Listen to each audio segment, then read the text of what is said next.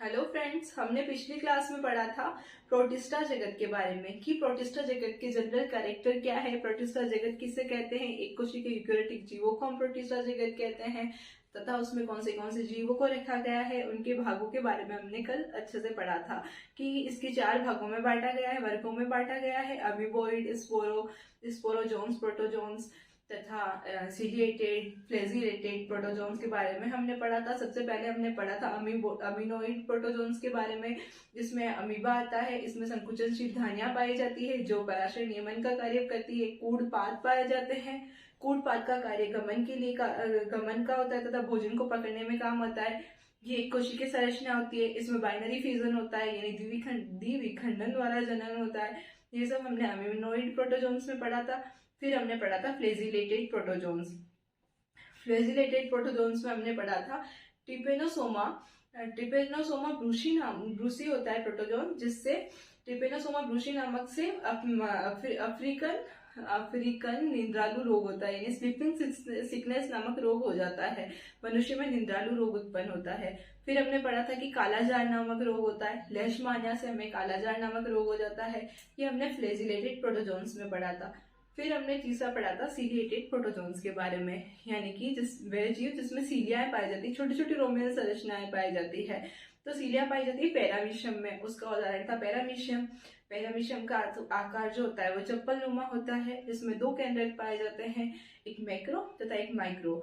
2 केंद्रक पाया जाता है। इसमें भी खाद्य संग्रह के लिए खाद्य धानियां पाई जाती है। संकुचनशील रिक्तिकाएं पाई जाती है जो पराशर नियमन का कार्य करती है। छोटी छोटी रोमिल संरचना सीलिया कहलाती है, पाई जाती है।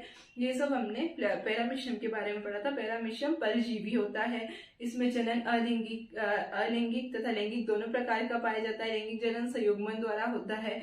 ये हमने सीलिएटेड प्रोटोजोन्स में पढ़ा था। फिर हमने पढ़ा था स्पोरोजोन्स। स्पोरोजोन्स में कौन से जीवों को रखा गया है? स्पोरोजोन्स में हमने रखा था प्लाज्मोडियम तथा माइक्रोसिस्टिस को रखा था। तो प्लाज्मोडियम में क्या होता है? इसका जीवन चक्र जो होता है वो 2 होस्ट में पूरा होता है। प्लाज्मोडियम का जीवन चक्र 2 होस्ट में होता है। एक तो होता है मनुष्य, दूसरा होता है मक्खी या मच्छर। प्लाज्मोडियम से ही हमें मलेरिया रोग होता है। मनुष्य के अंदर ये अलैंगिक जनन करता है तथा ये जो मच्छर या मक्खी होता है उसमें ये लैंगिक जनन करता है। इस प्रकार इसका जीवन चक्र पूरा होता है तथा इससे जो होता है वो हमें मलेरिया रोग होता है। तो हमने प्रोटिस्टा जगत के बारे में पिछली क्लास में अच्छे से पढ़ लिया था। आज हम स्टार्ट कर रहे हैं कवक जगत या फंजाई जगत के बारे में कि कवक जगत किसे कहते हैं, उसके जनरल कैरेक्टर क्या है, कवक जगत को कितने वर्गों में बांटा गया है, ये सब हम आज पढ़ेंगे। तो है आज का टॉपिक है हमारा कवक जगत यानी फंजाई जगत। फंजाई जगत जो होता है इसमें क्लोरोफिल तथा संवहन उत्तक जो होते हैं वो नहीं पाए जाते हैं। क्लोरोफिल जिसमें पाया जाता है, पर्णहरित जिसमें पाया जाता है, वह पौधे जो होते हैं वो स्वयं पोषी होते हैं, यानी कि प्रकाश की उपस्थिति में वो अपना भोजन स्वयं बना सकते हैं। और ये जो कवक होते हैं ये इसमें क्लोरोफिल तथा संवहन तंत्र नहीं पाया जाता है, इसमें पर्णहरित नहीं पाया जाता है, तो ये स्वयं पोषी नहीं होते, परजीवी या परभक्षी होते हैं। सड़े गले पदार्थों से अपना भोजन प्राप्त करते हैं। कार्बनिक पदार्थों का अपघटन करके ही अपना भोजन प्राप्त करते हैं। तथा संवहन तंत्र होते हैं जाइलम व फ्लोएम। जब हम अगला चैप्टर पढ़ेंगे तब हम संवहन तंत्र के बारे में अच्छे से ढंग से पढ़ेंगे। इनका शरीर जो होता है थैलस के आकार का होता है। इसका जो शरीर होता है वो एक थैलस रूपी होता है,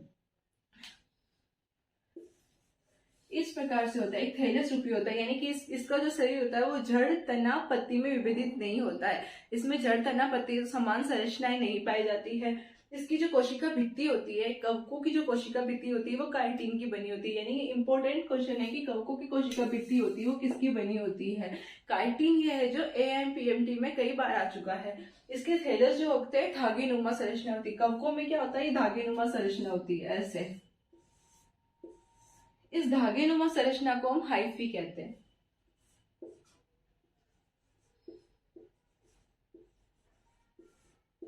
और ये धागे नुमा जो संरचना होती है ये मिल जाती है, इकट्ठा होकर एक जाल सा बना देती है।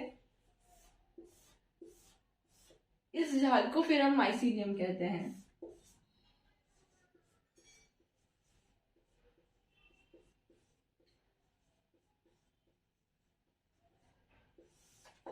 माइसीलियम कहते हैं। तो अब हमें समझ में आ गया कि कवक जगत जो होता है वो यूकेरियोटिक प्रकार के जीवों को इसमें रखा है।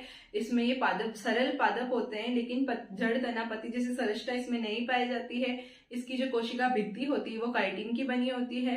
कवकों के जो छोटे छोटे पतले पतले धागे नुमा जो संरचना होते हैं उसे हम हाइफी कहते हैं, तथा अगर वो इकट्ठे हो जाते हैं तो हम उसे माइसीलियम कहते हैं। कवक में क्लोरोफिल तथा संवेदक नहीं पाया जाता है। इनका शरीर थैलस के आकार का होता है। कोशिका भित्ति काइटिन युक्त होती है। जड़ तना पत्ती नहीं पाई जाती है। थैलस के जो धागे होते हैं वो हाइफी कहलाते हैं, तथा कवक जो जाल होता है वो माइसीलियम के रूप में होता है।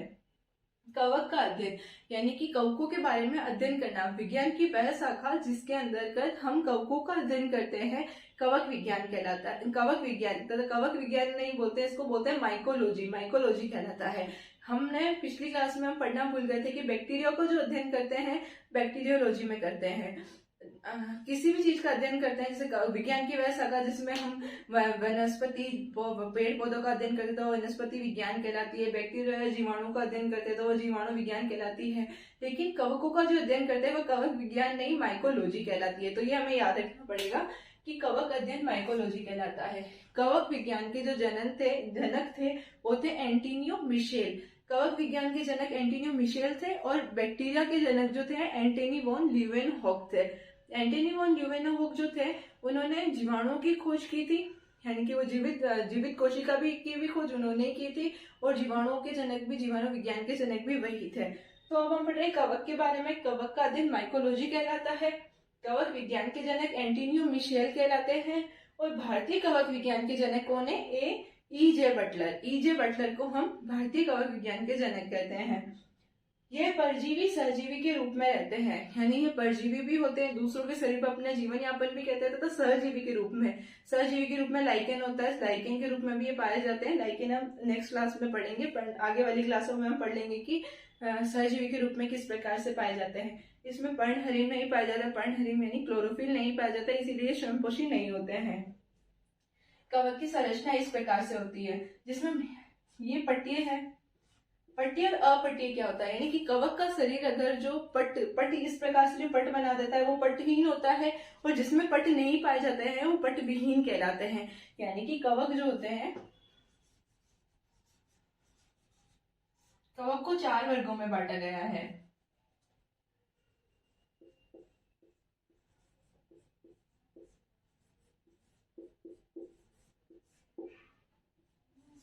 एक है फाइकोमाइसिटीज,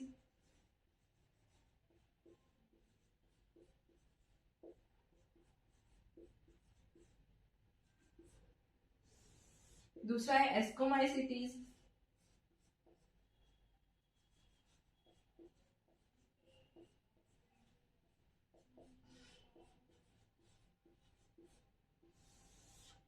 तीसरा है बेसिडोमाइसिटीज,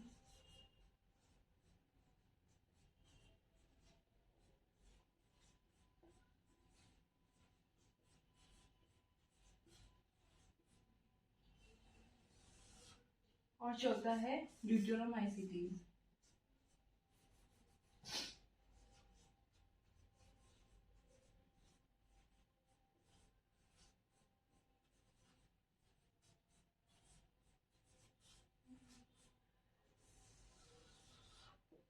तो हमने कवक के जो जनरल कैरेक्टर थे हमने पढ़ लिया कि इनकी कोशिका भित्ति काइटिन की बनी होती है, तथा इनमें क्लोरोफिल नहीं पाया जाता है, जड़ तना पत्ती जैसी संरचनाएं नहीं पाई जाती है। पर अब हम आगे वाली क्लास में पढ़ेंगे कि कवकों को 4 वर्गों में बांटा गया है, फाइकोमाइसिटीज, एस्कोमाइसिटीज, ड्यूटेरोमाइसिटीज तथा बेसिडोमाइसिटीज, 4 वर्गों में बांटा गया। अभी कवक की संरचना होती है। कवक के जो धागे होते हैं वो हाइफा कहलाते हैं, यानी कि जो पतले पतले धागे होते हैं वो हाइफा कहलाते हैं। इनका अगर जाल बन जाता है तो वो माइसीलियम कहलाता है। ये कवक की संरचना है। ऐसी संरचना कवक में एस्कोमाइसिटीज, बेसिडोमाइसिटीज तथा ड्यूटेरोमाइसिटीज में पाई जाती है। लेकिन फाइकोमाइसिटीज में बहुत सारी केंद्रक हो गए, तो ये इसमें क्या बहुकेंद्रक की पट्टीय संरचना पाई जाती है एस्कोमाइसिटीज, बेसिडोमाइसिटीज तथा ड्यूटेरोमाइसिटीज में।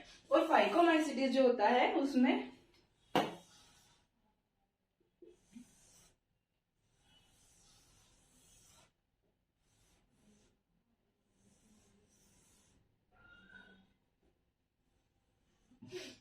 ये होता है, इसमें पट्ट नहीं पाए जाते, यानी जो ये है ये पट्ट नहीं पाए जाते, ये अपट्टहीन होता है।